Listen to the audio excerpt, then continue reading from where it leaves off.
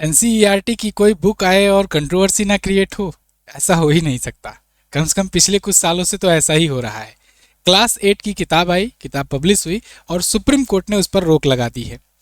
अब इस बुक में कुछ ऐसा है जिसको देखकर न्यायपालिका पूरा पूरा घबरा गई है और न्यायपालिका ने या कहें चीफ जस्टिस ऑफ इंडिया ने इस पर रोक लगा दी है तत्काल प्रभाव से। मतलब ना ऑफलाइन बिक्री होगी ना ऑनलाइन बिक्री होगी। ऑफलाइन से भी पुस्तकें वापस मंगाई जा रही हैं सूत्रों के अनुसार, और ऑनलाइन पर वेबसाइट पर भी अब विजिबल होना बंद हो चुका है। तो क्या है पूरा मामला, आज की वीडियो में हम लोग डिटेल में देखेंगे। इस बुक में ऐसा क्या था जिसकी वजह से वापस ले ली जा रही हैं किताबें। अब ऐसे में सवाल उठ रहा है कि अब नए संस्करण या कहें नई पब्लिशिंग कब आएगी, कब बच्चों को मिलेगी, कब वो लोग पढ़ाई करेंगे, वो तो देखना होगा। इस बुक में जुडिशियल करप्शन नाम से एक चैप्टर था और उसी चैप्टर को लेकर के हंगामा मचा हुआ है। जुडिशियल करप्शन मतलब कि न्यायिक व्यवस्था में करप्शन, मतलब आप समझ लो कि न्यायालयों में करप्शन, यानी जजों के बीच में वकील क्या जज ही लो, वकील तो वकील है, तो जजों के बीच में जो करप्शन होता है उसको इसमें दिखाया गया था। इस वजह से कंट्रोवर्सी हुई है। सुप्रीम कोर्ट का ये कहना है और कई सारे वरिष्ठ वकीलों का ये कहना है कि नहीं नहीं, जुडिशियल सिस्टम बिल्कुल पाक साफ है, इसमें कोई करप्शन नहीं होता है और इस चीज़ को अगर पढ़ाओगे तो फिर हम विवाद खड़ा कर देंगे इसको तुरंत। इसीलिए ये विवादित हिस्सा हटाने को कहा गया है और जो भी पुस्तकें आई हुई उनको वापस करने को कहा गया है। चीफ जस्टिस ऑफ इंडिया ने कहा है न्यायपालिका को बदनाम करने की ये साजिश है और हम ऐसा नहीं होने देंगे। तो आप देखिए एक्चुअल में हुआ क्या कि एनसीईआरटी की 23 फरवरी को क्लास 8 का सोशल साइंस की बुक आई और ये जो बुक था इसका पार्ट 2 आया। पार्ट 1 में तो कोई दिक्कत नहीं थी। पार्ट 2 जो पुस्तक आई ये 2026-27 की सेशन में पढ़ाई जाने वाली थी। इसमें एक चैप्टर है, किताब का नाम है exploring society India and beyond part 2। इसमें एक चैप्टर है the role of judiciary in our society, यानी अपनी सोसाइटी में अपने समाज में जुडिशरी का महत्व, ठीक है, जुडिशरी का रोल। तो ये चैप्टर का नाम था। इसमें एक टॉपिक जोड़ा गया करप्शन इन द जुडिशरी।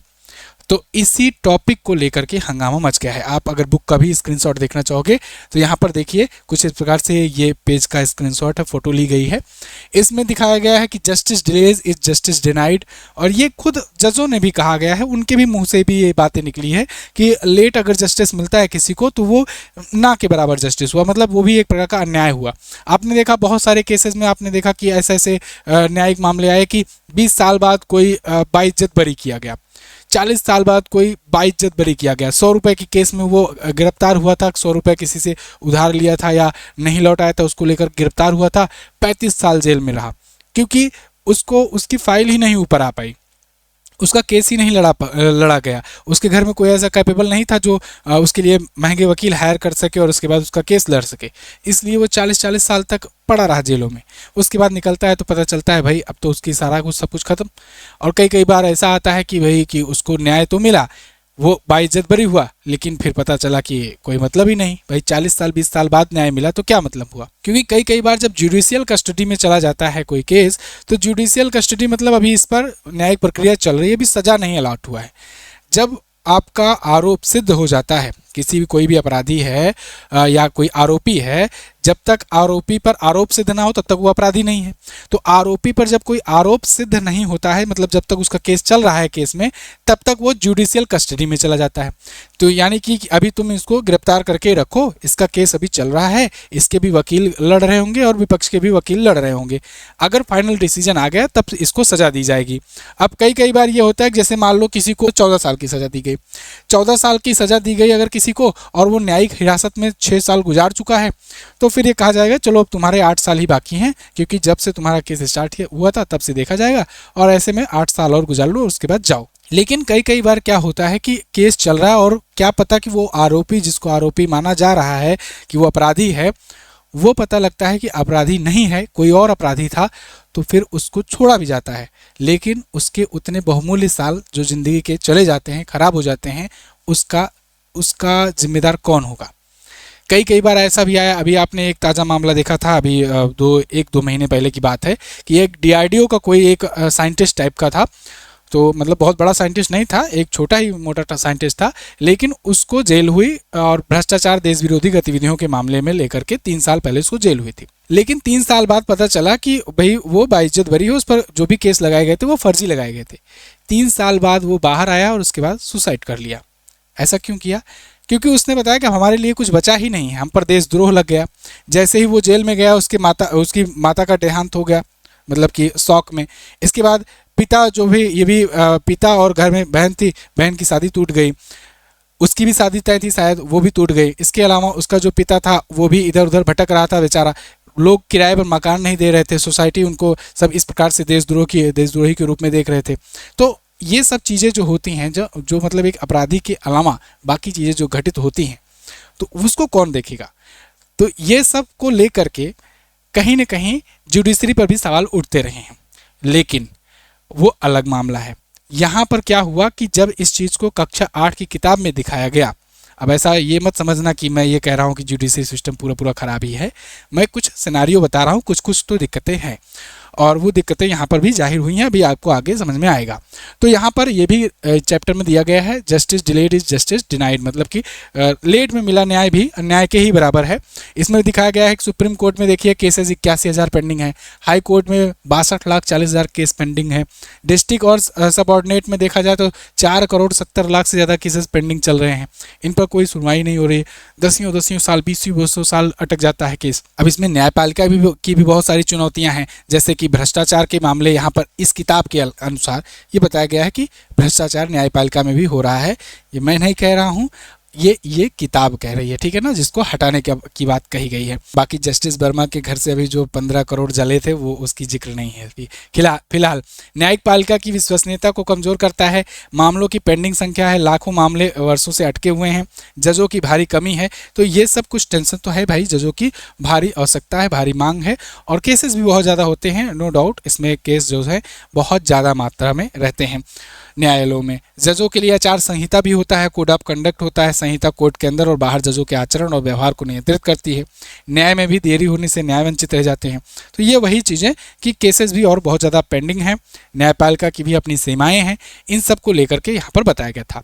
लेकिन जब ये पुस्तक में इस बात का जिक्र किया गया कि न्यायपालिका में भी करप्शन है, इस बात को लेकर के सब लोग ऑफेंड हो गए। कौन कौन ऑफेंड हुआ?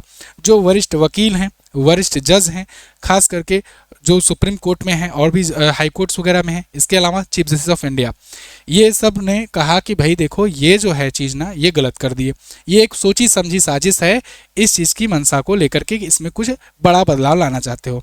क्योंकि देखो क्या है ना, सुप्रीम कोर्ट हो, हाई कोर्ट हो या बाकी जो हैं, उसमें जजों की नियुक्ति को लेकर के भी कई बार सवाल उठते रहे हैं।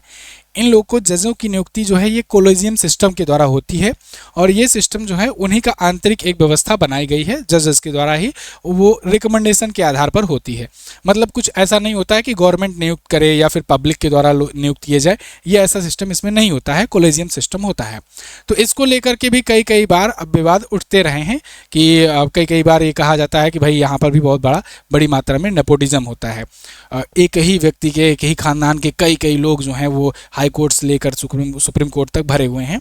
तो विवाद तो देखो हर जगह होता रहता है, हर जगह सवाल उठते हैं, हर जगह चीज़ें निकल करके आती हैं। लेकिन इसी बात को लेकर के यहाँ पर जजेस के द्वारा कहा गया कि ये संस्थागत पक्षपात है, और इसमें जानबूझ करके अन्य संस्थाओं में जो चीज़ें हो रही हैं, भ्रष्टाचार हो रहे हैं या कुछ भी हो रहे हैं, उनको इग्नोर करके जुडिशियल सिस्टम की तरफ आंख उठा करके देख रहे हो, जो कि गलत है।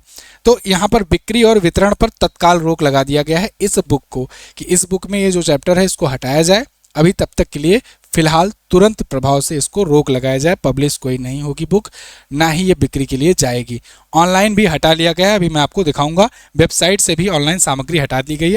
आप अगर टेक्स्ट बुक PDF में जाओगे क्लास 1 से लेकर के 8 वाले में, तो इसमें क्लास 8 वाले में 8 में देखोगे तो यहाँ एक ही है, exploring society in India and beyond, समाज का अध्ययन भारत और उसके आगे, मतलब पार्ट 1 है, पार्ट 2 इसमें नहीं है अभी के टाइम पर। 24 फरवरी से ये बंद कर दिया गया, जबकि 23 फरवरी को ही ये आया था। NCERT की किताब जो है ये विवाद में हमेशा रहते ही हैं। इससे पहले भी एक बार मुगलों का जो इतिहास है वो गायब किया गया था, तो उस पर भी विवाद उठे, तो उस पर भी मैंने आपको वीडियो दिया था कि NCERT ने ये हटा दिया था। बच्चों को इसके जगह पर कुछ और नई चीज़ें जैसे देश प्रेम, महाकुंभ, इन सब चीज़ों को ऐड किया गया था, और मराठा साम्राज्य को ऐड किया गया था, भारतीय इतिहास को ज़्यादा फोकस किया गया था कि उसको ज़्यादा पढ़ाया जाए, मुगलों का इतिहास सीमित किया गया था। तो ये सब चीज़ें की गई थी, और इस पर भी मैंने आपको बताया था, वो क्लास 7वीं की किताबों में सिलेबस में भी चेंजेस किए गए थे। उस किताब का नाम था exploring society India and beyond, class 7 वाला, है ना। इसके अलावा भी और बदलाव हुए हैं समय समय पर। दिल्ली सल्तनत और मुगल काल का जिक्र जहाँ पर है ना, क्लास 8 की सामाजिक विज्ञान में भी बदलाव किए गए थे। मतलब न्यू एजुकेशन पॉलिसी जब से आया है तब से बड़े बड़े परिवर्तन वहाँ पर देखने को मिल रहे हैं। अब इसी तर्ज पर 2025 में बहुत सारी चीज़ों में परिवर्तन हुए थे, तब हंगामा हुआ था। अभी 2026 में जो ये बुक आई है इसमें भी ये बात को लेकर के हंगामा हुआ है।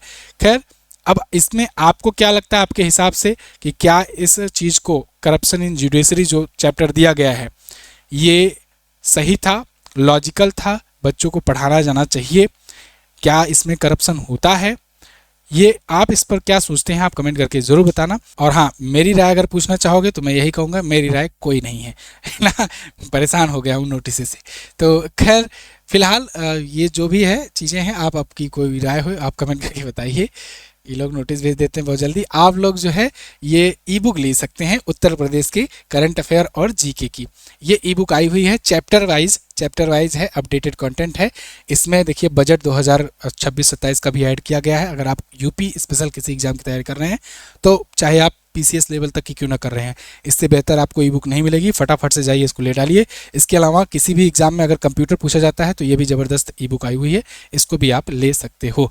और हमारी लास्ट 6 मंथ की और ईयरली करंट अफेयर की ई बुक है ही। ये सारी ई बुक्स कहाँ पर मिलेंगी आपको? ये आपको मिलेंगी एमजेटी ऐप पर। एमजेटी ऐप पर जाकर आप बेस्ट ई बुक सेक्शन में जाना, वहाँ से जाकर के आप इसे परचेज कर सकते हो, है ना। किसी भी सहायता के लिए आप इस नंबर पर व्हाट्सएप कर सकते हो, आपको पूरी आपकी मदद की जाएगी, आपको बताया जाएगा कैसे आपको लेना है। Thank you so much. मिलेंगे अगली क्लास में, अगली वीडियो में। तब तक के लिए नमस्कार, जय हिंद, वंदे मातरम।